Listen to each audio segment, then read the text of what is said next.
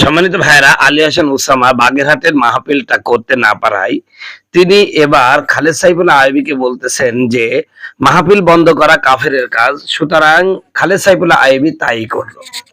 আরে ভাই, এই জামাতের বড় বাহিনী বলতেছে যে আলী হাসান ওসামার প্রচুর মাহফিল, এত যে মাহফিল, সে মাহফিল করে সমর পাচ্ছে না। একটা মাহফিল বন্ধ হয়েছে, তো এত কান্দাকান্দি কেন? ফেসবুকে একদম কান্নার বন্যা বয়ে যাচ্ছে।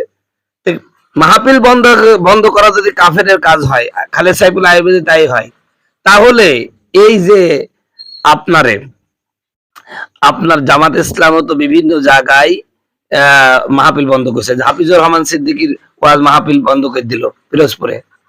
হাফিজুর রহমান সিদ্দিকীর মাহফিলটা বন্ধ করে দিল, যেটা আমি গতকালকে বলেছিলাম। হাফিজুর রহমান সিদ্দিকীর ওয়াজ মাহফিল বন্ধ করে দিয়েছে যেই জামাত, সে জামাত তো কাফেরের কাজ করেছে। নিজের ফতোয়ায় নিজেরা কাফের হয়ে গেলেন না আলী হাসান ওসামা ভাই? আপনি বলছেন খালেদ সাইফুল্লাহ আইবি আপনার মাহফিল বন্ধ করেছে, মাহফিল বন্ধ করা কাফেরের কাজ, তাই খালেদ সাইফুল্লাহ আইবিও কাফেরের মতো কাজ করলো, সে তাই হয়ে গেল। তাহলে এই যে হাফিজুর রহমান সিদ্দিকীর ওয়াজ মাহফিল বন্ধ করে দিলেন আপনার জামাতের লোকজন, তাহলে আপনারা কি করলেন? আপনারা তো আপনার ফতোয়া অনুযায়ী তারা তো কাফের হয়ে গেল। তো সবই যদি কাফের হয়, তো মুসলমান কিটা? এই কাফের কাফের ফতোয়া যে কবে এই বাংলাদেশ থেকে যাবে আল্লাহ পাকই ভালো জানে।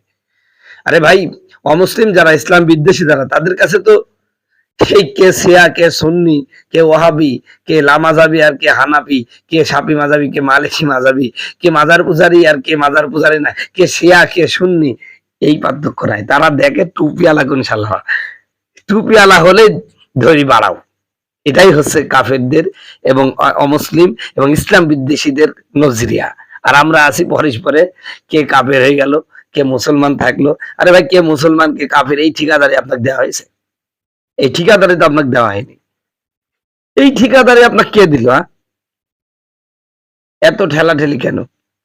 সে আপনার মুরব্বী বয়স্ক মানুষ, সেই হিসাবে আপনি তাকে ঠিক আছে ছেড়ে দিতেন, কিন্তু এত অভাব কেন? এত অভাব কেন আপনাদের? না প্রতিদিন 4-5টা করে মাহফিল, সারা বছর মাহফিল করেন, একটা মাহফিল ছুটে গেছে, তো সমস্যাটা কি? আজকে দেখলাম এক বক্তা ওয়াজ করছেন যে আল্লাহর ভয় আছে বলে আমরা 50 কোটি টাকা ঘুষ খেলাম না। আপনি প্রতি মাসে প্রতিদিন যে 1.5 লাখ টাকা করে ওয়াজ করতেছেন, 1 লাখ টাকা করে ওয়াজ করতেছেন, তখন আল্লাহর ভয় কাজ করে না?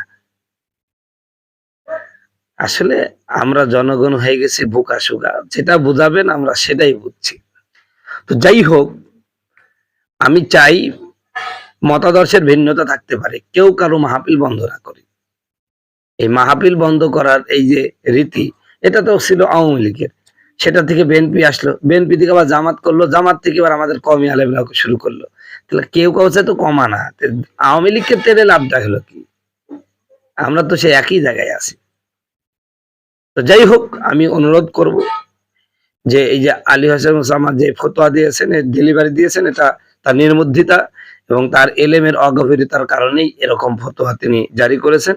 আর তার ফতোয়া মেনে নিলে তার তার দলও টিকবে না, কারণ তারা গত পরশুদিন হাফিজুর রহমান সিদ্দিকীর ওয়াজ মাহফিল বন্ধ করে দিয়েছে। তো যাই হোক, একজন বড় বক্তা মানেই বড় আলেম না, আর বক্তা না মানেই যে সে বড় আলেম হবে না, এমন তো না।